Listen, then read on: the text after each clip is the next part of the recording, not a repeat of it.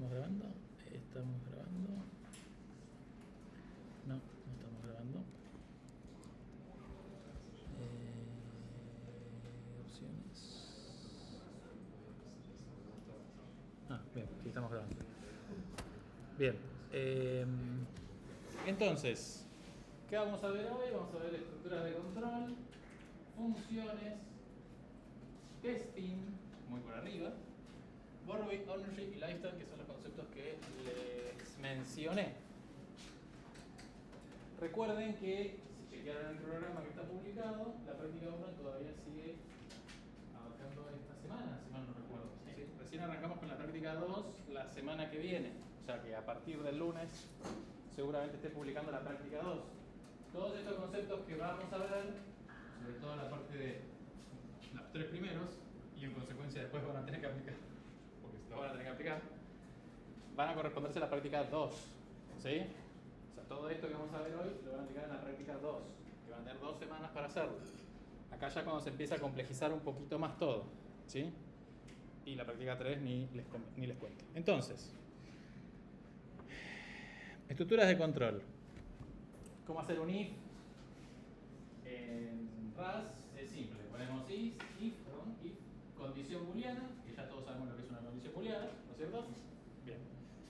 Llaves, y si la condición booleana es verdadera, se va a ejecutar lo que está entre llaves. Nada loco, simple, creo que todos...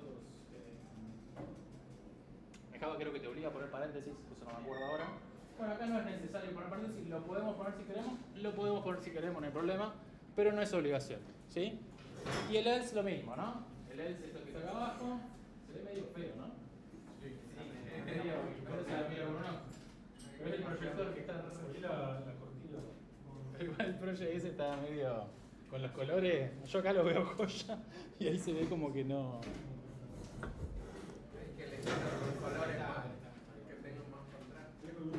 Está complicado, sí, el RFS te tiene un par de colores. A ver, es lo mismo, ¿no? If, condición booleana, si es falso, else, llave y se ejecuta el else. Nada loco, esto es normal como todos los lenguajes, nada específico. If, el if, lo mismo. Voy a pasarlo rápido porque esto se entiende, porque quiero pasar a esto. Lo que nos permite hacer RAS, que eso sí, no está, no sé en qué lenguaje estará, porque el que conozco no, ¿sí? Es que podemos meter data de lo que ocurre en el scope. Voy a definir bloque de if, todos entendemos lo que es, ¿no? Bloque de if, es lo que está dentro del if si la condición es verdadera. A partir de ahora voy a decir scope, ¿sí? Y van a entender por qué, después más adelante.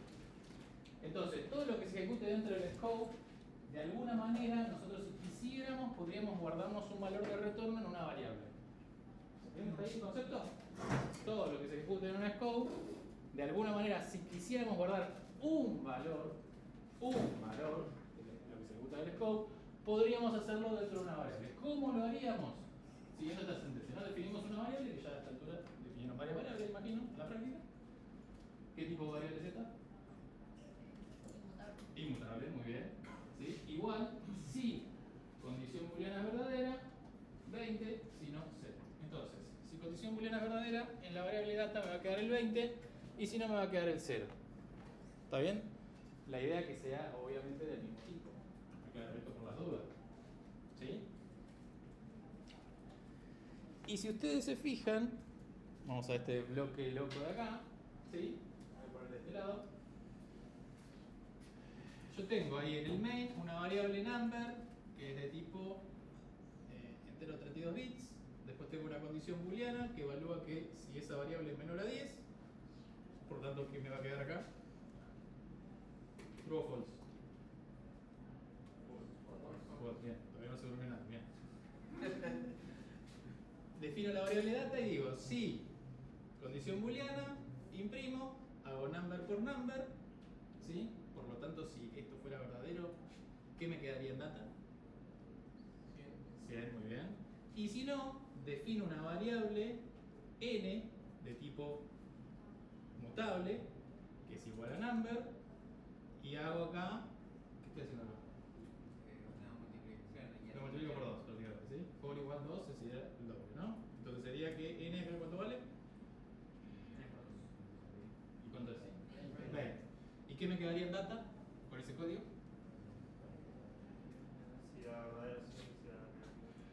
¿Qué me quedaría en data con el código ese? El 20. El 20, ¿sí? Porque es false, ¿no? 10 no es menor a 10. ¿Está bien? Entonces me queda 20. Esa es la manera, acá algo distinto que en otros lenguajes no tengo.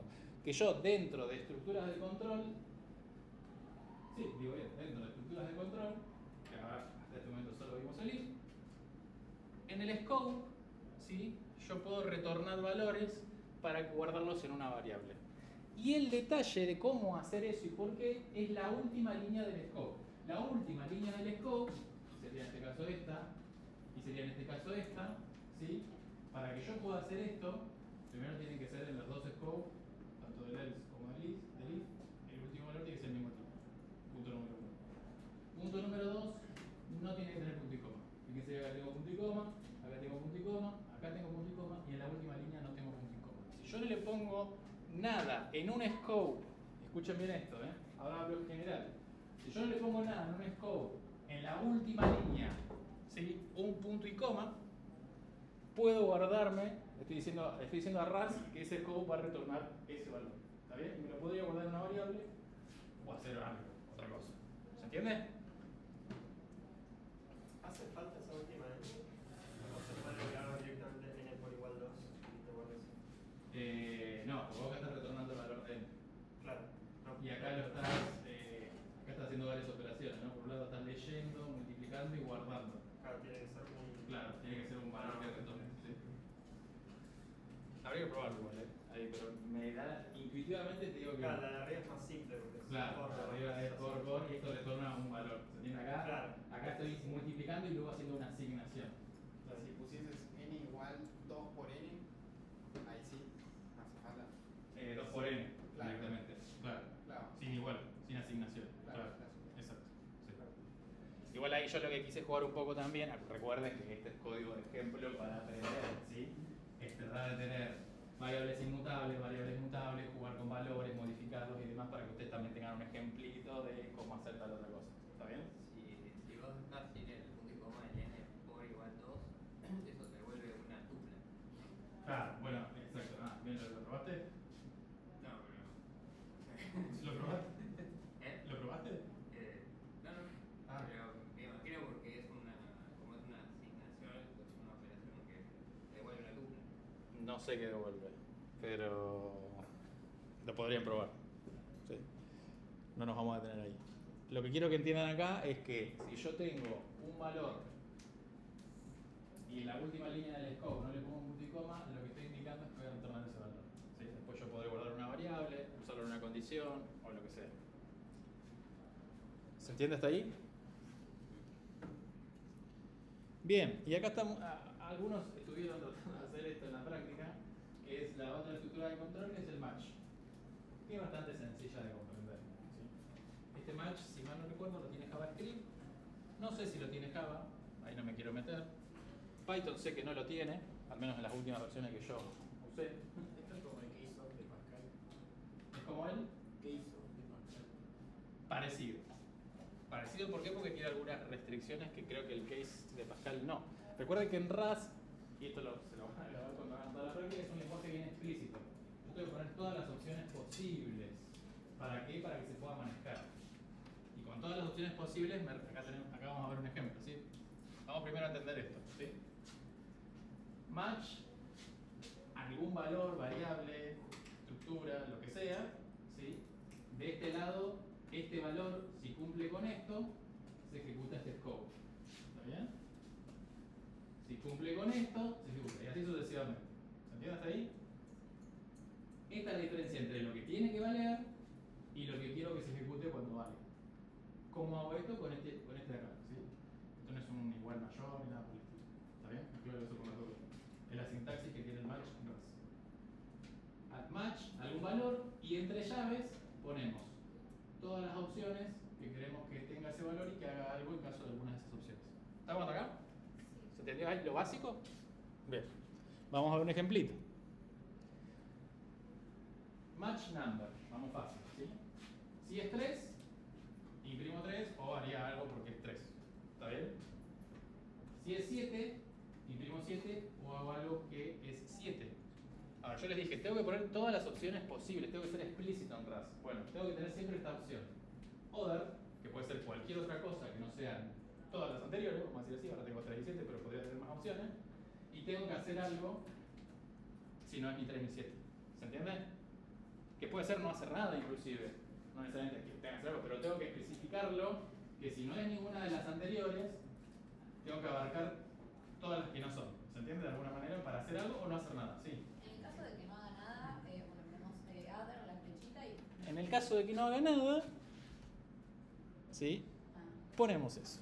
Ahí va. En el caso de que no haga nada, otra cosa que podemos, eso, nada. ¿Está bien? Pongo paréntesis así, nada. Sí. Ahí y abajo significa todos los otros casos.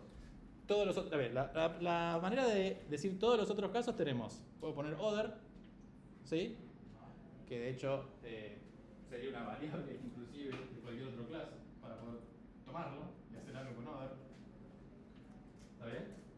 O, si no me interesa nada, ¿sí? Pongo el placeholder, como le dice en RAS, que es este guioncito abajo que está acá, y puedo hacer algo, o inclusive si puedo hacer algo, imagínense, no sé, es un error, ¿sí? Que no está permitido en mi dominio del problema, y bueno, acá mando un mail, mando un mensaje, o lo que sea, o escribo un log, supónganse, porque es inesperado.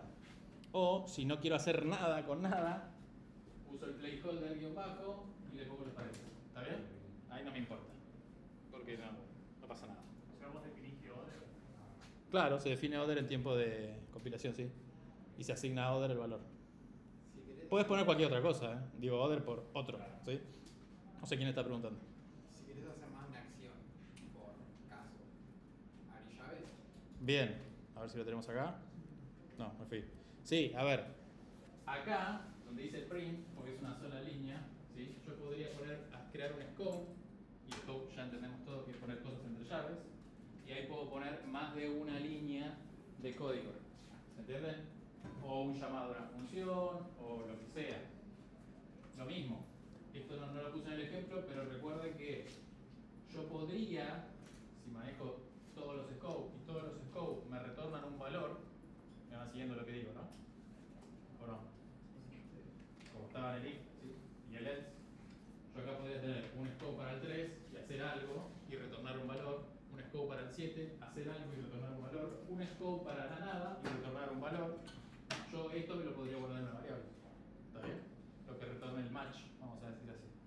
Si quiero hacer otra cosa con lo que retorna el match. Con todas las estructuras de control vamos a poder hacer eso. Con los loop, con los while, también vamos a poder hacer lo mismo. Si quisiéramos, obviamente, no es que estamos obligados a hacerlo, ¿sí? Pero es una de las características que tiene el lenguaje. ¿Hasta acá estamos? Bien, vamos con loop. Loop, ¿se entiende lo que es loop, no? El famoso loop infinito. No tengo condición, no tengo nada. Se declara con la palabra clave loop y pongo entre llaves todo lo que quiere que se itere infinitamente. ¿Está bien? ¿Estamos acá? Bien. ¿Qué es lo que hago acá? Le pongo una variable número, que simplemente la incremento, nada loco. Y digo que si es 30, breakeo. ¿Breakeo qué quiere decir? ¿Qué quiere decir? Bien, rompo el loop. ¿Sí? Corto el loop. Lo breakeo. ¿Ok? ¿La veía hasta ahí? No hay nada de loco. Después imprimimos al final el number, cuánto vale. Nada sofisticado. Bien, y acá lo mismo. Recuerden que yo les dije que podía retornar valores en todas las estructuras de control. ¿El loop cómo lo vamos a hacer? Bueno, luego del break, porque el break es quien me cortaría el loop, ¿ok? Pongo el valor que quiero retornar. ¿Se entiende? Y eso me lo guardo en una variable termina acá. ¿Puede ser cualquier tipo de variable? De vuelta a la pregunta. Sí, puede ser cualquier tipo de variable. En realidad, ¿cómo? Podría ser un integer. Eso te lo puedo responder con lo que vimos la clase pasada. ¿Qué decíamos que podíamos hacer con los tipos en RAS la clase pasada? Dos cosas podemos hacer. ¿Qué eran? ¿Qué son las dos cosas que se pueden hacer? O le declaro el tipo o no le declaro el tipo. Si no le declaro el tipo, ¿qué es lo que pasaba? Bien, el compilador hacía diferencia de tipo. ¿Ok? Y como sabe acá, que voy a retornar un booleano siempre, la diferencia del tipo determina va a ser bool, porque ahí no lo estoy declarando. ¿Está bien? Ahora, si yo le pongo int y hago esto, supóngase que le pongo termina 2 puntos y 32 igual a esto, ¿sí? Y yo le pongo esto aquí, no me va a compilar.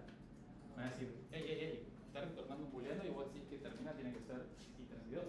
¿Entiendes? Acá hago diferencia de tipo. ¿Hasta acá estamos? ¿Alguna pregunta más? Sí. El loop, o sea, el compilador se queja si el loop no se rompe en algún momento. No, porque vos estás poniendo loop adrede, vos querés que sea infinito. Claro. ¿Se entiende? No estamos haciendo recursión. Vos sos el encargado de romperlo. ¿Vos sos encargado de romperlo o no? Claro. Puede ser un juego, ponerle que hagas, si vos querés que tenga un loop infinito. ¿Se entiende? Suponete, ¿no? Que tenés el loop del juego que empieza, termina.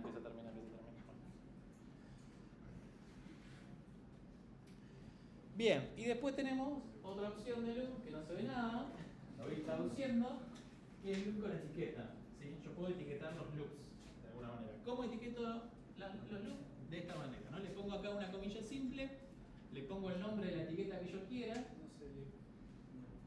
Acá dice counting up. No se vuelvan lo que es un nombre, no importa qué nombre sea, entiendan que es. Después a ver si cambio el estilo de la diapositiva. Tengo una comilla, ¿sí? Un nombre, 2 puntos, loop, la palabra clave loop, que voy a loopear, entre llaves el scope del loop. ¿Hasta ahí estamos? ¿Para qué me sirve esto? Y me sirve para poder llamarlo internamente a ese loop de alguna manera. ¿Por qué? En este caso lo muestro como ejemplo. Porque dentro de este loop tengo otro loop. ¿Me van siguiendo hasta ahí la lógica? Dentro de este loop, ¿sí? Que es el counting up, tengo otro loop sin etiqueta. ¿Está bien? ¿Me van siguiendo hasta acá?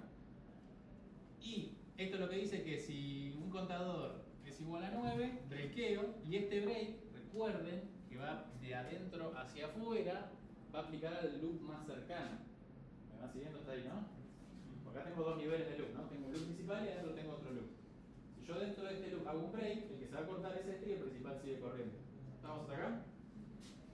El principal en este caso yo le puse una etiqueta. ¿Sí? ¿Por qué? Porque si digo que el contador es 2, lo que quiero que breakee es el loop de la etiqueta. ¿Se entiende? Entonces ahí se cortaría, en este caso, como tengo dos loops, uno dentro del otro, se cortaría completamente todo el loop. ¿Se entendió la idea? ¿Para qué me sirve la etiqueta? Para poder llamar directamente a un loop que yo quiero breakear. ¿Sí?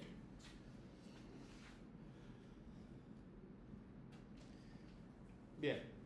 ¿Estamos con loop entonces? Igual, pocas veces se usa loop. Casos muy particulares. ¿Sí? Tenemos el while, que no hay mucho más, es while, condición, y hago algo, y obviamente acá sí. Si yo estoy haciendo una iteración que quiero que sea infinita, voy a usar loop, ¿no es cierto? Si estoy usando while, ¿qué quiere decir? Que quiero que sea una iteración hasta que una condición deje de ser verdadera para que se corte ese while. ¿Estamos todos de acuerdo, no? ¿Estamos todos de acuerdo? Entonces, si ocurre que acá tengo un loop infinito, es un error de programación, ¿no es cierto? Bien.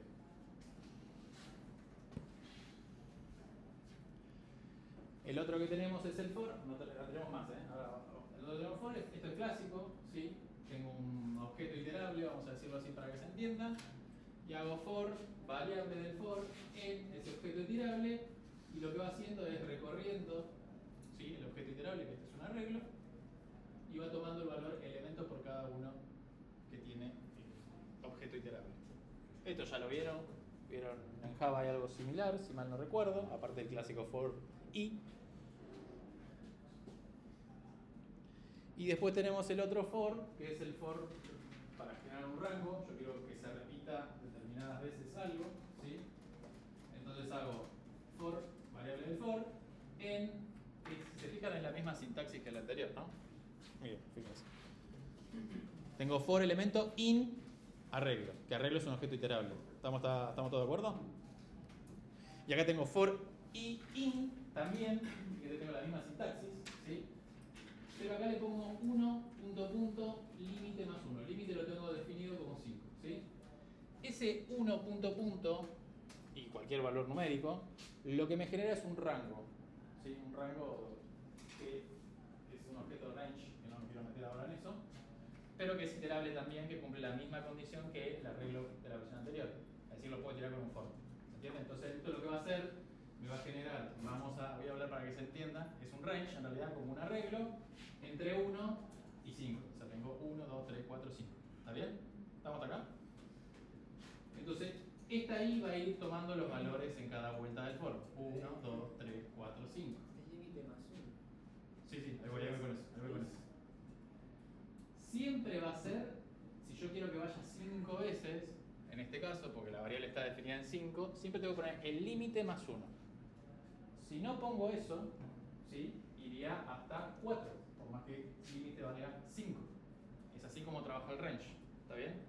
Te va a generar un objeto iterable, objeto entre comillas, porque no tenemos objeto en Rust, y lo que va a hacer es definirlo como 1, 2, 3, 4. Por eso le pongo el más 1, porque quiero ir hasta 5 inclusive. ¿Se entiende? Pero eso es como es el range en Rust, ¿ok? Y después si quisiera hacer al revés, 5, 4, 3, 2, 1, hago el mismo rango, le aplico la función reverse, ¿sí? Y esto lo que me va a hacer es revertir el range de alguna manera y hacer 5, 4, 3, 2, 1. ¿Está bien? ¿Estamos hasta acá? Bueno, ahora vamos con funciones. Más adelante vamos a ver que tenemos, cuando veamos options, otra forma de hacer if y otra forma de hacer while. ¿Sí? Pero eso lo vamos a ver cuando veamos options. En funciones, como ya hemos visto todo, cuando creamos un proyecto que todos están haciendo cargo new, ¿no es cierto? Y van al main.rs, le define automáticamente una función, si lo vieron, que es la main, ¿no es cierto? La función main. Como sabrán, la función main, ¿cómo se define? Se define con la palabra clave fn, ¿sí? El nombre de la función que sería main, y en este caso la define con 2 paréntesis vacíos y luego el scope del main, donde yo quiero que ejecute el código del main, ¿sí? Entonces, ¿cómo definimos una función? De la misma manera, ¿no? Con la palabra clave fn, el nombre de la función y después los argumentos. Que los argumentos acá sí, en esta instancia, vamos a tener que poner el tipo. Siempre vamos a tener que definir el tipo. Acá no vamos a poder hacer, acá no se puede hacer diferencia de tipo, ¿sí? Como vimos hasta ahora. Entonces vamos a poner el argumento 1, 2 puntos tipo, coma, el argumento 2 y así sucesivamente. ¿Está bien? Luego el scope de la función y lo que queremos el código que ejecute la función. ¿Estamos hasta acá? Acá mostramos un ejemplo, que tenemos mi función, que tengo data, que es del tipo entero 32, y simplemente lo que hace es imprimir, ¿sí? Acá tengo de vuelta otra función que se llama igual que función, pero ¿qué sería eso? Un arreglo, ¿sí? De 7 elementos, o sea, de 7 posiciones, del tipo entero. ¿Está bien? Entonces, tipo, punto y coma, tamaño. ¿Ok? Y acá hago un for y indata y hágase la impresión de los elementos de ese arreglo.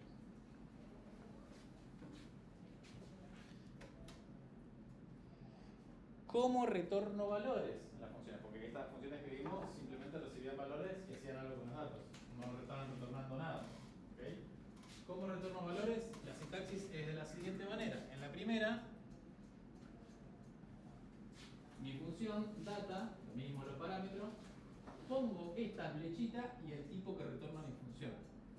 Lo mismo, acá no hay inferencia de tipo sobre funciones, tengo que declarar el tipo que va a retornar la función. ¿Está bien? Abro llave y pongo el scope de la función. Y la última sentencia, tengo que retornar un valor. Si yo no retorno algo, y yo la definí, el encabezado como está ahí, acá, el compilador me va a chillar y me va a decir, che, no está retornando nada. ¿Está bien? O la otra manera, como vimos en los scopes del if, el loop y el while no lo mostré, pero con el while también se podría hacer lo mismo. La última sentencia del scope que no tenga punto y coma. Si yo digo eso, le estoy diciendo al compilador de RAS que ese scope va a retornar un valor. ¿Está bien? Esas son las dos maneras de poder retornar valor. Si yo acá le pusiera un punto y coma, ¿sí? El compilador me diría que esta función la estoy definiendo como que retorna algo y no está retornando nada. ¿Se entiende? O uso return, o en la última línea del scope de la función no le pongo punto y coma. ¿Hasta acá estamos? Y acá vamos a hablar de ownership y borrowing. Y acá les pido sumamente atención. Para manejo de memoria de los programas hay dos enfoques. Estoy hablando en general ahora, ¿sí? No estoy hablando de RAS. Primero tenemos un enfoque que tiene un garbage collector que periódicamente lo que hace es limpia la memoria.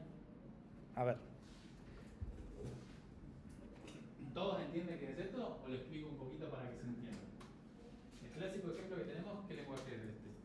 Que ya conocen. Java. ¿Qué es lo que hace Java? Uno empieza a definir variables, ¿no? Empieza a programar, ahí define una variable para esto, define una variable para esto, y en un momento esas variables uno no las usa más. Por la ejecución de cómo se da el programa, porque bifurca para un lado o bifurca para el otro la ejecución. ¿Me van siguiendo hasta ahí? Y hay variables que quedan muertas, vamos a decirlo ahí. Pero ¿qué pasa? Como yo asigné el espacio de memoria, porque le asigné un valor, ¿sí? Tengo memoria ocupando con data basura, vamos a decirlo de alguna manera, ¿no? Porque esa data no la voy a volver a usar porque el programa bifurcó en la ejecución para algún lugar. Entonces Java lo que tiene es un garbage collector que cada tanto chequea, se ejecuta ese valor y limpia la memoria. La limpia, vuela todos esos valores. ¿Está bien? Esa es una manera. Otro enfoque es donde uno se asigna y se libera la memoria explícitamente. A ver, este trabajo de asignar memoria y liberar memoria tiene que hacerse, ¿no es cierto? Todos entendemos por qué. ¿Sí? ¿No? No, punteros a la basura. Claro, y aparte voy a empezar a llenar con basura mi memoria RAM. Está bien que ahora los tamaños son gigantes, pero imagínense una aplicación muy grande que usan muchos usuarios, colapsa los servidores. ¿Sí? Entonces cada tanto se tiene que limpiar la memoria RAM de alguna manera para poder volver a utilizarse esos cajoncitos de memoria para otros valores nuevos que ocurran. ¿Se entiende? Entonces, el primer enfoque es tener el garbage collector, que ya lo conocen que es Java. El segundo enfoque, o sea que ahí en ese yo no me preocupo por liberar la memoria en el de Java. ¿Se entiende? El garbage lo hace solo. Yo no tengo que andar pensando cómo tengo que limpiar la memoria. Y lo mismo, ese garbage collector es suficientemente, vamos a decir, entre comillas, inteligente como para no limpiarme lugares de memoria que yo a futuro voy a necesitar valores que están en esos lugares de memoria. ¿Se entiende lo que quiero decir, no? Que no me limpie cosas que no tienen que tienen que seguir existiendo. Y el otro enfoque es, tengo que hacer yo todo manualmente. Es decir, asignar la memoria manualmente, alocar la memoria manualmente, y cuando yo considere que no se use más, liberar esa memoria. ¿Qué ejemplo se les ocurre de lenguaje de eso? C, exacto. En C es todo así. Uno tiene que agarrar y después empiezan los errores de que quiere usar un puntero que lo liberó antiguamente y todo. Hay un montón de errores que ocurren al hacerlo eso manualmente. Tiene que ser muy experto, vamos a decirlo así para que se entienda, para que eso salga bien. ¿Sí? Y RAS no usa ninguno de estos dos. Usa su propio enfoque, ¿sí? Que es propio de RAS. No lo tiene otro lenguaje. Que se administra a través de un concepto de propiedad, ¿sí? Que es ownership, sería de propiedad, y de préstamos, que ahora vamos a ver de qué se trata eso. Entonces, tenemos tres reglas, que es la base de esto. 1. Cada valor de RAS tiene solo un dueño. Solo un dueño. Es decir, cuando yo defino un valor, siempre en la ejecución, no importa dónde esté, quien tenga acceso a esa memoria va a ser, vamos a decir, un solo puntero. ¿Se entiende? En Java, si recuerdan, yo podía tener un montón de punteros apuntando al mismo valor. ¿Se acuerdan de eso más o menos? Que uno a veces tenía problemas de eso.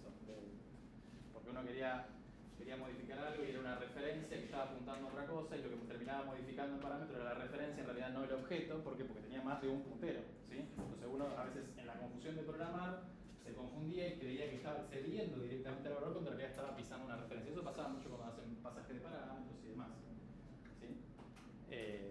Entonces tenés varios punteros apuntando al mismo casillero de memoria y yo quiero modificar ese casillero. Bueno, acá en RAS eso no existe. Al menos en esta instancia, cuando llegamos al final de la cursada, vemos cómo lo podemos crear, pero tenemos que ser expertos para hacer eso, ¿sí? Entonces acá siempre voy a tener un único puntero sobre un dato. Eso quiere decir que voy a tener solo un único dueño. Siempre. Por eso aparece el concepto de préstamo, ¿sí? Bueno, el 2 dice lo mismo, y cuando el dueño queda fuera del alcance del scope, esto es importantísimo. Cuando el dueño queda fuera del alcance del scope, se limpia, ¿sí? Se libera. Entonces, hasta acá estamos, entonces las tres reglas son simples, ¿sí? Dueño entonces es un puntero. Es un puntero, exacto. Es una variable, es un puntero, Ok. ¿sí? Ese sería el dueño. ¿Está bien? Y acá les voy a explicar rápidamente dos tipos de memoria, ¿sí? La memoria de pila y la memoria heap. ¿Está bien? Y acá vamos a tener un poco también el slice string y el string. La memoria stack es rápida. Es liberada cuando se alcanza el fin del scope, ¿sí? La memoria stack es pila, ¿no? El concepto de pila es voy apilando. No tengo orden, nada, voy poniendo una cosa arriba de la otra, no me importa, para usarlo tengo que desapilarlo. ¿Estamos? Y se libera ese tipo de memoria, el uso, cuando se termina el scope. Ya todos tenemos lo que es el scope, ¿no es cierto? Ya sea de una función, ya sea de un if, ya sea de lo que sea. Es lo que está dentro de las llaves. Es lo que está dentro. El scope es las llaves, ¿sí? Todo lo que está ahí adentro, exacto. ¿Sí?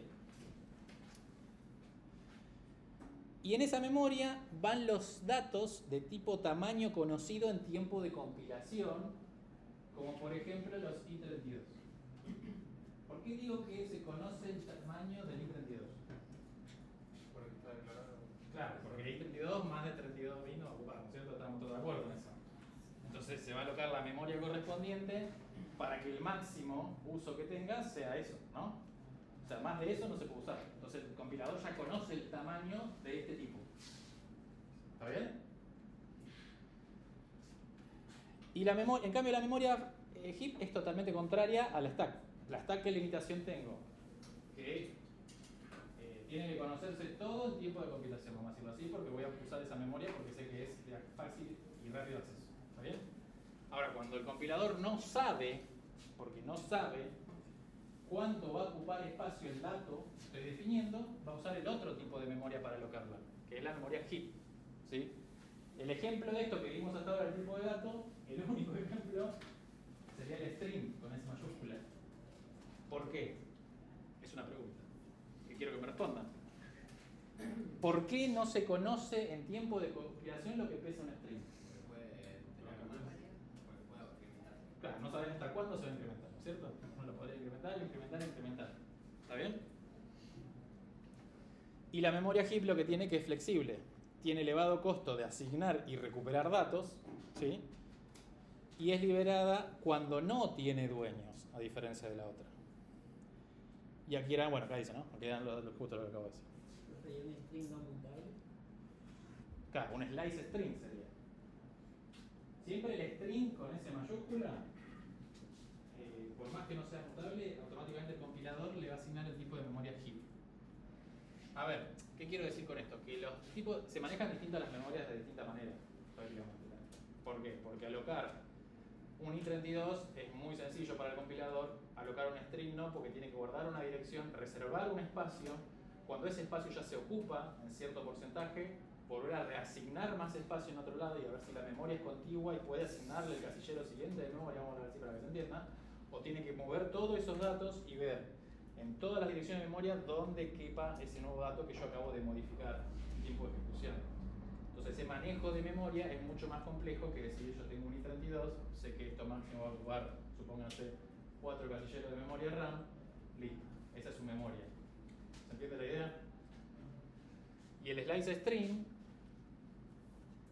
si se acuerdan, es mutable, ¿sí? Por lo tanto se va a manejar con qué tipo de memoria.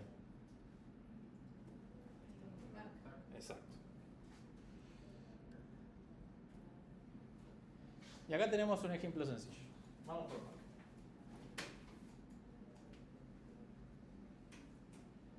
De acuerdo a lo que estuvimos hablando, ¿sí? Tenemos una variable que es S1 que se define en 10. Luego tenemos S2 que es igual a S1. Y luego hacemos la impresión de S1. ¿Este código compila o no compila? No, ¿Por qué? porque vos le pasaste la ownership al S2. Muy bien, bien. Me gusta que hablas. Bien, está sirviendo la clase de hoy. No sabías cosas antes, ¿no? No. Bien, pero sí, compila este código. Y ahora voy a explicar por qué. En la siguiente. Vamos a este. Ahora voy a explicar por qué. Acá defino la variable S1 ahora como qué? Como una string. ¿Sí? Entonces, ¿esto qué tipo de memoria va a manejar, dijimos? Heap. ¿Sí? ¿El anterior qué tipo de memoria va a manejar? Bien. Y luego hago S2 igual a S1 y luego hago la impresión de S1. Ahora, acá, ¿compila o no compila? No combina. ¿Por qué? Porque perdió o sea, el dueño original. No. No sé, pero estoy tratando de S1 era el dueño original. Después se lo pasé a S2. Sí. Y en la memoria heap, o sea, no. Claro, Se bien. pierde ¿Y el por dato qué, cuando ¿y por qué les parece que este sí compila? La memoria stack no se pierde la referencia. Bien, pará, ahí vamos porque bueno, si tiro esto acá me tira un error. Yo les voy a leer lo que dice el error, ¿sí? Dice que borrow of moved value S1, o sea que fue movido el valor prestado de S1, me indica dónde, acá, en let de S2 igual a S1, por lo tanto, no lo puedo usar, ¿sí? Ya perdí el ownership de ese valor, se lo di a otro como dijo la compañera. ¿Está bien hasta acá? Y este es un tipo de dato, dijimos, que se maneja en la memoria tipo heap, ¿no es cierto? ¿Estamos todos de acuerdo hasta ahí? Y yo recién lo que les comentaba era que ese tipo de memoria no es tan fácil como manejar el stack, ¿no? Porque el stack es aplicar, no hay mucho más. Entonces es más costoso hacer todo un manejo. ¿Cuál es la diferencia entre el anterior y este? Justamente es eso, es el tipo de manejo de memoria. ¿Cómo acá qué tipo es S1? ¿Qué tipo es de dato? Y se maneja en memoria stack. No tiene costo de mover, copiar y demás valores. Entonces lo que está ocurriendo acá en realidad en la asignación S2 igual a S1, se está haciendo una copia del valor de S1 en S2. No es que tenga una referencia a S1. ¿Se entiende hasta ahí? ¿Por qué? Porque para el compilador no es costoso hacer una copia. ¿Sí? ¿Se entiende acá? Entonces ahí no hay, o sea, no. Acá no, porque se está copiando. Claro, acá se está copiando el valor. Okay. ¿Por qué? Porque este tipo de datos se maneja en memoria stack y puedo hacer la copia fácil. A ver, podría hacer lo mismo con stream, pero en stream para copiar todo, no tengo solamente que copiar un valor, tengo que copiar una tabla de un montón de datos, ¿sí? En qué dirección de memoria se encuentra, cuál es el tamaño, y un montón de data más, que es la famosa tablita heap, ¿sí? Que uno dice dónde está el dato, en qué dirección, cuánto ocupa y muchas otras informaciones que ahora lo vamos a ver. Entonces ahí no puede, lo que tendría que hacer, ¿qué es lo que tendría que hacer en ese copy? Si fuera stream, tendría que copiar esa misma tabla en otro lado de memoria y copiar todos los datos en otro lado de memoria, ¿sí? Y eso sería muy costoso. La diferencia con esto es simplemente está en el stack, no cuesta nada, lo copia. Lo levanta de ahí y lo copia, ¿sí? Para copiar el string tendrías que especificar una función o algo. Ahora vamos con eso. ¿Sí? ¿Se entendió hasta acá entonces la diferencia? Bien. Acá está el error de recién. Y acá está lo que yo les decía, ¿sí? Esta es la tablita, ¿sí?, que debería copiar, si yo quisiera copiar. Acá lo que estoy mostrando es que en realidad lo que se hace es que del S1 se pasa el ownership al S2 y esto muere, esa referencia.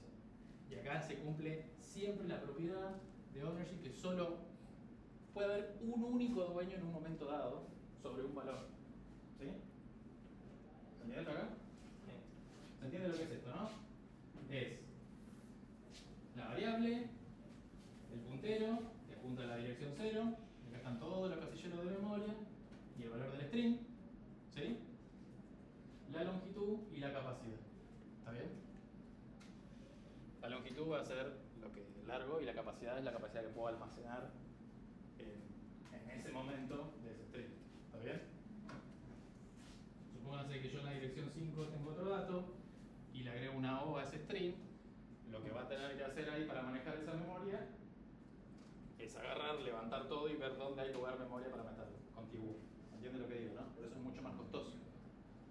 Es flexible en su uso, perdón, pero es más costoso en el manejo. Y acá va la pregunta del compañero. Ya traits vamos a ver mucho más adelante, pero estos tipos que se conocen en tiempo de compilación, el tamaño que tienen, ¿sí? O pueden tener como máximo, implementan lo que se llama el copy, el trait copy, ¿sí? Que son todos los enteros, todos los booleanos, el punto flotante, char, tupla, y obviamente los arreglos que contengan estos tipos. ¿Se entiende, no? Entonces eso se va a conocer en tiempo de compilación cuál es lo máximo que va a ocupar e implementan ese trait que lo que hace es, cuando yo hago una asignación, simplemente se copian los datos. ¿Sí?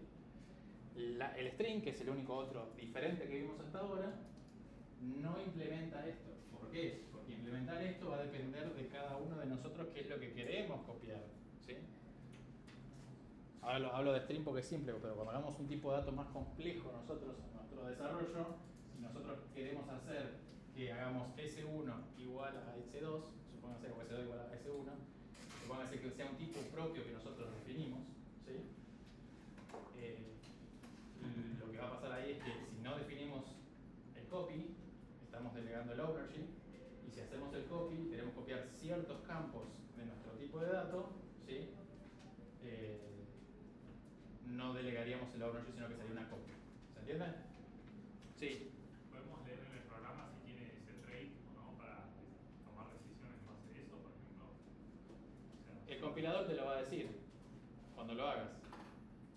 pero no podemos, o sea, tomar una acción si tiene un dato, tiene el trait o no. Es que en realidad lo vas a ver vos en el código tuyo, en tu propio tipo de dato, digamos, que definas si lo implementás o no lo implementás.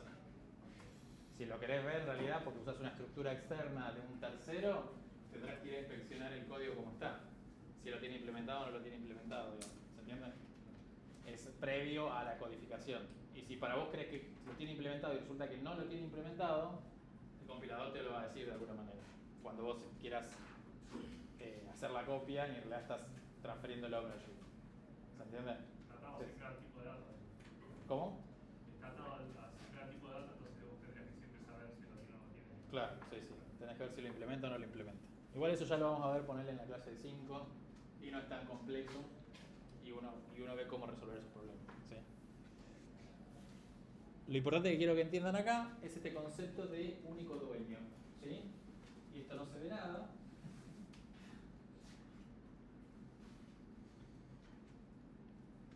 Bien. ¿Qué quiero demostrar acá? Si me dan 2 segundos intento cambiar el coso, a ver, para que sea un poco mejor. ¿Esto dónde estaba? Creo que es en...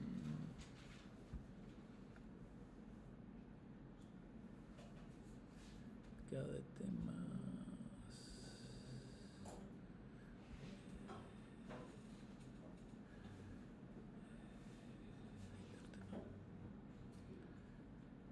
No.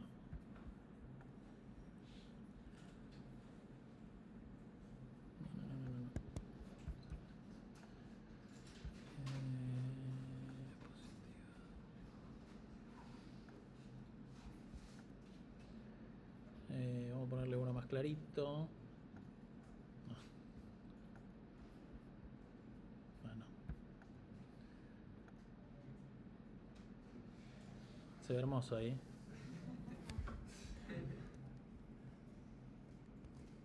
Vamos a dejarlo ahí. Después, prometo para la próxima clase ver de poner uno clarito. Tenemos el main, ¿sí? Voy traduciendo lo que hay entre líneas de código. La primera define una variable de dato 1 de tipo mutable, se la pasa a mi función, ¿sí? Y luego imprime dato 1. Nada. ¿Sí? Tipo mutable y es 0, ¿sí? Mi función recibe data mutable de tipo i32 hace data más igual 1, imprime lo que tiene data, termina su scope y retorna acá y se ejecuta esto. Nada loco. ¿No? Entonces yo le pregunto con lo que vimos hasta ahora, con los conocimientos que le transmití, ¿qué imprime acá y qué imprime acá? En la función main imprime 10 y en la otra función, Dentro del scope de la función, ¿qué imprime? dentro del scope, imprime 11. ¿Alguien piensa distinto? Sí. ¿No se rompería porque no le estás devolviendo el dato? O sea, No, igual yo recibo un parámetro, hago algo con ese parámetro, imprimo, se termina el scope, ya está, devolvió. Es mutable el parámetro, bien, sí, lo puedo modificar, perfecto. ¿Están de acuerdo con la compañera o alguien piensa otra cosa? ¿La función tenga algo de ownership de la variable? ¿Es una pregunta o una respuesta? Un poco de ambas. Un poco de ambas. ¿Otra? ¿Alguien más que diga otra cosa? ¿Piensa distinto? ¿O crea otra cosa? ¿No? Nadie se anima ahora a hablar. Trato de hablar para que se despierten, que no se duerman. A ver, la compañera acá dijo algo que está en lo correcto, así que se lleva un caramelo. No. Quiero que me expliques por qué. Ahora. ¿O fue intuición? No, en la función main, cuando llamas mi función no la mandás por referencia, entonces no va a modificar nada. Y en la función esa, en la de abajo, o sea, no está retornando nada porque no está return o no está data sin ninguna cosita. Bien. No vimos referencia todavía. En el readline, cuando teníamos que leer cosas, No expliqué a eso, me refiero. No expliqué referencias, así que la respuesta no está ahí, sino en lo que acabo de explicar. ¿Qué tipo de dato es dato 1? Un integer. O sea que es un tipo de dato que el compilador sabe su tamaño máximo en tiempo de compilación. ¿Estamos de acuerdo? O sea que se va a manejar en qué tipo de memoria. O sea, ¿qué va a implementar el trait cuál? El copy. Entonces lo que va a pasar acá, en este caso, como le estoy pasando datos, se va a hacer una copia de lo que tiene dato sobre este parámetro que recibe, que va a estar en otro lado de la memoria. ¿Está bien? No es el dato que estoy recibiendo acá originalmente. ¿Se entiende lo que digo? Y tampoco hago el concepto de ownership, no se aplica acá porque en realidad lo que se está haciendo es una copia. O sea, este tiene su propio dueño acá, no es que se lo está prestando ni nada, y esta función es dueño de este dato. De hecho, esta memoria, luego de usarla acá, recuerden que uno de los conceptos es, este data, el owner es este. ¿Sí? Este dato, el owner es el main. Este data, cuando termina el scope de la función, esta memoria se liberó y murió y desapareció. Y esto va a ser lo mismo, ¿no? Cuando se libere, termine el main, allá que es el main, se va a liberar toda la memoria definida en el main. ¿Está bien?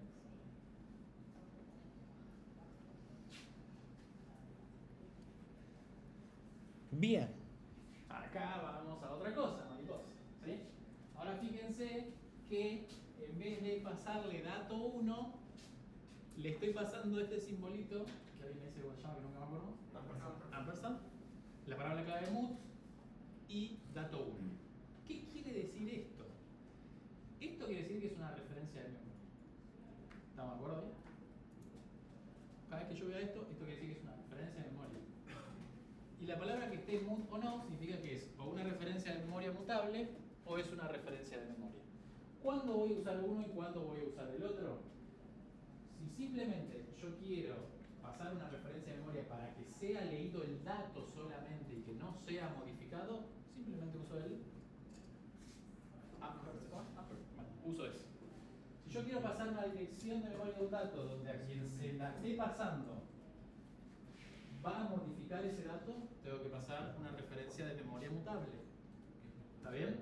¿La diferencia entre las dos? ¿Qué hacía el primero? Sin el mut. Solamente la presto, porque esto es prestar el dato, ahora vamos a ver por qué, para que sea leído, ¿sí? No para que sea modificable. Si intentas modificarlo te da error. Te da error, te va a decir, el compilador te va a decir, si querés modificar, te va a dar rayudita encima, te va a decir ponerle Claro. cosas mías. Sí, te lo va a ayudar inclusive. Entonces no genera una copia, solamente lo puedes leer dentro de la. es que cuando ahora pasamos a este nivel, no al anterior, sí, igual seguimos en dato 1, pero ahora la diferencia es que yo le estoy pasando la dirección de memoria de dato 1 directamente. Estoy diciendo, toma la dirección de memoria, léela, ¿sí? En este caso si le paso solo la referencia, o tomar la dirección de memoria para que también puedas modificar dato 1. ¿Se entiende? Sí. Entonces, este es el concepto de ownership y borrowing. ¿Por qué? Porque se dice que cuando yo hago esto, el dueño en este momento de acá, cuando se ejecute esto, va a ser mi función de ese dato. El main se lo presta temporalmente a mi función. Y cuando termina de ejecutarse, libera el préstamo y le devuelve el préstamo al main. ¿Se entiende? Entonces, en todo momento siempre va a haber un único dueño sobre el dato.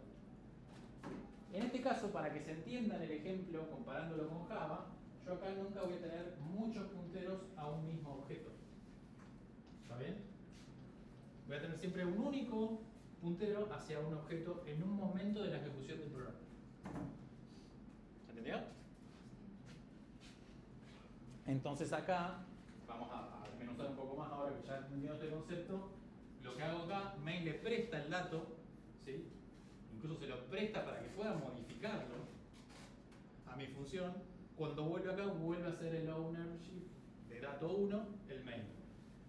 Cuando viene main, fíjense que acá hay una diferencia en cómo se declara este parámetro. Es data, dos puntos, una referencia mutable de i32. ¿Sí? Si yo quiero modificar, o sea, perdón, si quiero obtener el valor de lo que tiene, recuerden que esto es una referencia, es una dirección de memoria, ¿sí? Y yo quiero traer lo que está en la dirección de memoria, lo que está en el cajoncito de valor, lo tengo que desreferenciar. ¿Cómo lo desreferencio? Usando el comodín externo. ¿Lo ven todos ahí? El comodín, el asterisco. ¿Sí? Asterisco data, eso lo que va a hacer es, como data es una dirección de memoria, voy a acceder y voy a obtener lo que tiene la dirección de memoria, el valor. Es una copia. ¿Cómo? Es una copia. Sí, ahora nos metemos más profundo, cuando veamos lifetime de eso. ¿Sí? Por ahora vamos a entender que es una dirección de memoria. Desreferencio esa dirección de memoria, obtengo el valor y en este caso lo incremento en 1. ¿Sí? Y luego imprimo acá y van a ver que en este caso van a imprimir el mismo valor. ¿Está bien? ¿Se entendió esto?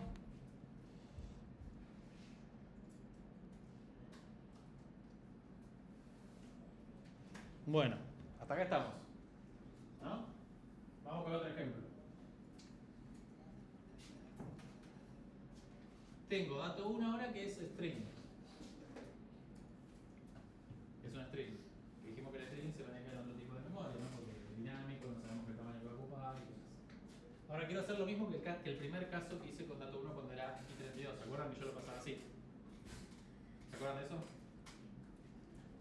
Y después imprimía, y después venía el string, y acá muestro lo que tiene el string. ¿Esto compila o no compila? ¿Y por qué? No compila. ¿Por qué? ¿Cómo? Pasaría una copia. ¿Y qué pasaba con string con las copias? No se puede. No se puede, bien. ¿No?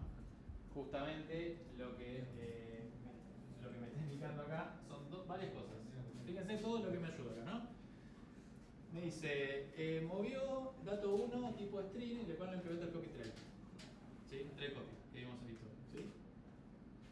Entonces, acá lo que pasó es, se lo dio el ownership a mi función. Estamos todos de acuerdo en eso, ¿no? ¿Por qué? Porque no se quiere ejecutar el copy, no tiene el copy. Entonces lo que va a hacer el compilador directamente le va a dar el ownership a mi función. ¿Y qué dijimos cuando una función es ownership de algo? ¿Qué pasa? Exacto, se libera la memoria, chao, y si no está prestada, se dueña la función y como la función deja de existir porque se termina su scope de ejecutar, se limpia el dato. Entonces cuando lo quiero volver a usar en el main, me dice que no puedo porque perdiste el ownership. No sos más el dueño, no lo puedes volver a usar. ¿Estamos de acuerdo? Y acá abajo me dice cómo puedo solucionar este problema. ¿Sí? Dice, considera cambiar este tipo de parámetro de la función mi función para que el préstamo del valor no sea necesario. Me dice por un lado, o sea, que no tenga que prestarlo necesariamente si yo solamente, porque fíjense que En mi función yo estaba haciendo la impresión del dato, ¿no? Entonces, ¿qué es lo que estaba haciendo? Estaba leyendo el dato, no estoy modificándolo. ¿Me van siguiendo hasta ahí? Bien. Y me dice, en vez de pasarle el dato, hace un clon. ¿Me siguen? O sea, un clon sería clonar, copiar, imagínense, ¿sí? Pasarle el clon del dato. Entonces, ¿qué pasa? Dato 1 sigue siendo el override y el main, si yo hago esta acción que me estoy haciendo el compilador, ¿no? Y a lo que le estoy pasando a mi función es una copia de dato 1, pero lo estoy haciendo explícitamente. ¿Está bien? Entonces después lo que pasa no me importa, cuando se terminó el scope de mi función, se liberó la copia de dato 1 y chao. O sea, dos opciones tenés. O se lo prestas. O se lo presto o hago un clon. Exacto. ¿Se entendió? Sí. Los clones entonces, o sea, pueden copiar los tipos de datos así que no entraban en el copy trace. Claro, el clon de string lo que va a hacer es abrir un espacio de memoria, ¿sí? Agarrar todos los valores que tiene, todo, construir la tablita, es costoso el clon. O sea, no hay que hacer clon porque a uno le gusta hacer clon en la vida, ¿sí? De última, se presta el dato, si sabemos el concepto de ownership borrowing, y solamente va a leer el string, bueno, se lo presto temporalmente para que lo lea, y después cuando termina su ejecución me retoma lo que le presté. ¿Sí? ¿Se entendió hasta acá? Bueno, y acá está lo que hablamos recién, lo que acabo de decir. Un spoiler. Acá está justamente, si voy a leer el string, nada más, en este caso mi función lo que hace es la impresión, por lo tanto está leyendo, le paso la referencia del string para que lo pueda leer, se lo presta un ratito, termina de ejecutar, le retorna el ownership a mí. Sí. Porque ahí veo que en la firma de la función de abajo estás, pones el ampersand y Sí. después ya llamas a data directamente. Sí. Y Bien. antes estabas. Buena observación. No, el print lo que va a hacer automáticamente lo va a dar de referencia. Esta macro, esta es una macro, todo lo que tiene así van a ser macros, que ya vamos a ver que son macros. Tienen mucho código adentro que tiran la magia, vamos a decirlo, de hacer esa desreferencia cuando tengo una referencia. ¿Se entiende? En realidad lo que hace lo voy a explicar a grandes rasgos, se va a entender mucho más al final lo que voy a decir, ahora va a sonar a chino. Lo que hace la macro esta, aplica el trait, que ya vamos a ver que son traits, son como comportamientos que le podemos agregar a otras cosas, ¿sí? De referenciar. Entonces, lo primero que va a hacer esta macro va a tratar de aplicarle el deref, ¿sí? Y como el string lo tiene implementado el deref directamente, se va a poder desreferenciar. ¿Se entendió lo que quise decir? O sea, lo que tiene el TRF no necesita usar este. No, no necesita en esto. ¿Sí? Si vos lo querés modificar, tenés que hacer el asterisco, el comodín, como quieras llamarlo, para desreferenciarlo manualmente. ¿Sí? Pero esta macro es media mágica y hace todo eso. Ya nos referencia el dato y demás. ¿Sí? Porque está teniendo que queremos imprimir el dato en la dirección de memoria. ¿Sí? Pero nosotros podríamos poner el comodín en la firma, si lo queremos referenciar y llamarlo directamente. No, en la firma te refieres a esto. Con el encabezado, Sí, sí, sí. acá va a ir siempre esto. Vos vas a recibir una dirección de memoria. Pero, por ejemplo, la otra vez, en la diapositiva anterior, quisiera ¿A que vuelvo? la referencia. ¿Está? ¿Esa? Claro, o sea, si vos quisieras, yo podría poner el comodín, digamos, en el encabezado y llamarlo. ¿Encabezado es eso? Sí. No, no te lo permite la sintaxis de RSS. Ok. ¿Sí? Porque si haces eso, en realidad lo que estás haciendo es pasándole un valor y estás queriendo copiar un valor. ¿Se entiende? Sí. Y para eso haces un clon, si es que se maneja en heap, o directamente le pasas sin esto, ¿no? O sea data de identidad. ¿Está bien? Entonces ahí se va a hacer una copia. No hace falta hacer la representación. La representación, acuérdate que va a ser para prestar. ¿Sí? Imagínate que cuando yo quiero prestar un dato, por la razón que fuere, para evitar un clon, ¿sí? O para poder modificarlo, lo voy a pasar con el ampersand, ¿sí? Ya sea porque lo quiero prestar temporalmente para que lo lea, o el ampersand mut porque quiero que la función que lo esté recibiendo pueda ser modificada. Si lo voy a modificar o lo voy a hacer algo por ese dato que lo voy a leer, lo tengo que referenciar porque estoy recibiendo una dirección de memoria. ¿Está bien? sí o sí. O sea, son como dos caminos diferentes, vamos a decirlo así para que se entienda. Un lado es paso copia de cosas, que ahora termina siendo lo mismo, ¿no? Pero uno sería paso copia de datos y otro paso copias de direcciones de memoria. ¿Sí? ¿Se entiende la idea? Son como dos opciones distintas de diseño. Yo quisiera cambiar solo la referencia, le quitaría, ponerle para que apunte a otra cosa, lo hago sin el comodín. O sea, puedo ponerle que apunte a otra cosa. Ahí. ¿Estaría modificando la referencia? Estaría modificando la referencia local. Igual no me quiero meter ahí todavía. Aguantanga china. Porque no quiero que todos más o menos vayamos siguiendo el hilo y después vamos a ese capítulo de qué está pasando realmente ahí cuando recibo las cosas, ¿sí? Porque aparte tiene un par de explicaciones ahora y hago un embrollo que después no se entiende nada, ¿sí? Pero va para ahí ahora la explicación, ¿sí? Cuando damos lifetime, va para ahí. Ciclo de vida. Bueno, ¿dónde estamos? Estamos acá. Llegamos hasta la referencia. Bueno, y lo mismo, ¿no? Llegamos hasta acá, que esto recién lo vimos, que le paso la referencia para evitar el clon. La otra opción que puedo jugar es con el return, que esto ya es obvio, ¿no? Defino la variable dato1, llamo mi función, le paso dato1, ¿sí? Acá, ¿qué está pasando? ¿Qué dijimos? No, le paso el ownership. ¿Está bien? Estoy pasando el ownership directamente a mi función. El otro daba un error porque cuando volvía, yo acá quería usar dato1, sin de esta manera, ¿no? Se tenía así, esto no estaba. Llamaba a la función y quería usar dato1. Acá me decían, che, no podés porque ya lo prestaste el dato y la función terminó y se liberó. ¿Está bien? Si querés hacer eso, a leerlo, pasar la referencia o hacer un clon, prácticamente. Prestalo o hacerte un clon. ¿Se acuerdan de eso? Acá, ¿qué pasa? Llamo a dato1, le pasa el ownership, hace una inversión y hace un return. Y en la misma línea que llamo, hago esto. ¿Cómo se llamaba esto? Shadowing. Entonces estoy aplicando el shadowing acá. Y acá es una manera de cómo aplicar shadowing también. ¿Sí? Me quedo con el retorno de vuelta en la nueva definición del dato1. ¿Se queda hasta ahí? Bueno. Y después primo dato. No hay mucho más que eso. Bueno, y si quisiera modificar el string este, lo hacemos con la referencia mutable. ¿Ok? Hago lo mismo, le presta el main a mi función, temporalmente el ownership, se ejecuta acá, en este caso le agrega ras al final, hace la impresión, se libera el scope, por lo tanto le retorna el ownership a main y listo. ¿Se entiende hasta ahí?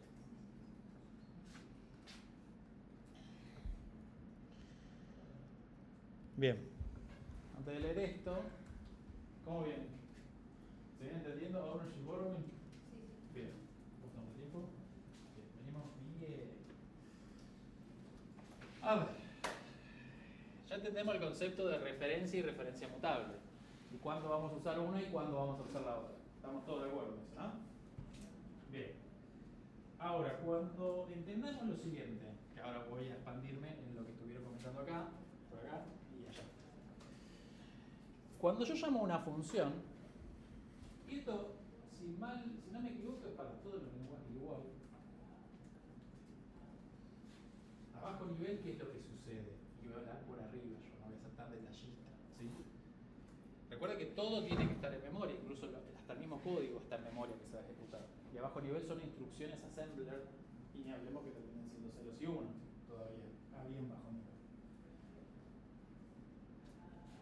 Entonces, cuando yo defino una función, primero que tiene que estar en algún lado ese código para ser ejecutado, y segundo, cuando la voy a llamar, lo que sucede es que en memoria, toda esa función, como vieron en el scope, tiene como variables locales propias.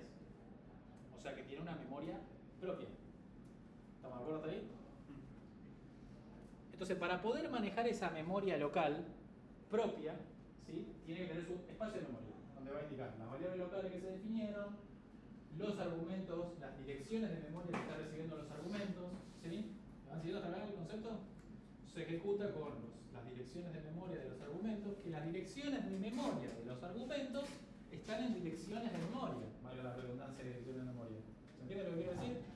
la función mi función estaba en algún lado, definida su memoria, supóngase que arranca en la dirección 5, donde en la dirección 6 recibo el argumento, una referencia, ¿sí?, mutable del string, y está en la dirección 6, que es local a la memoria de esa función, que es una dirección de memoria. ¿Me van siguiendo hasta ahí? Cuando se termina el scope de la función, toda esa memoria es liberada. Entonces lo que yo termino recibiendo siempre o son copias de valores que están dentro del scope de la función, como vimos con el i32, ¿sí?, o son copias de direcciones de memoria. ¿Me explico lo que quiero decir? ¿O no? No lo noto tan seguro. Al fin, a ver. Si yo estoy recibiendo dato 1, que es una copia de valor, como vimos recién, no paso dirección, no paso nada, ¿sí? Simplemente paso dato 1, que era un i32. Vamos a volver un cachito para atrás, para que se entienda. Acá. Si yo estoy recibiendo acá dato 1 en mi función, ¿sí?, cuando se llama, ¿sí?, dijimos que este implementaba el trail copy, por lo tanto se iba a copiar el valor. En la dirección 6, voy a tirar un ejemplo, sí, mismo analogía que venimos hablando, se va a copiar el valor 10. ¿Sí? ¿Está bien hasta ahí? Y el owner de esa dirección, de ese espacio de memoria, es mi función. ¿Estamos hasta acá? Se modifica localmente en 11, imprime, se libera y se limpia toda la memoria local de la función. ¿Estamos hasta ahí? Sí. Bien. Vamos al otro de acá. Y acá la cosa es distinta. Cuando hago esto, yo acá le estoy pasando una referencia mutable de dato 1 a mi función. Entonces mi función lo que va a recibir es una dirección de memoria. Entonces la diferencia con la anterior es que en el castillo que se va a tener una dirección de memoria que puede ser 180. ¿Está bien? Que es donde está dato 1. Y este, que tenía, que era propio, local, ¿sí?, esa dirección la deja de tener localmente y se la pasa automáticamente a este. O sea, este main no puede modificar eso. Eso por un lado por la propiedad de ownership.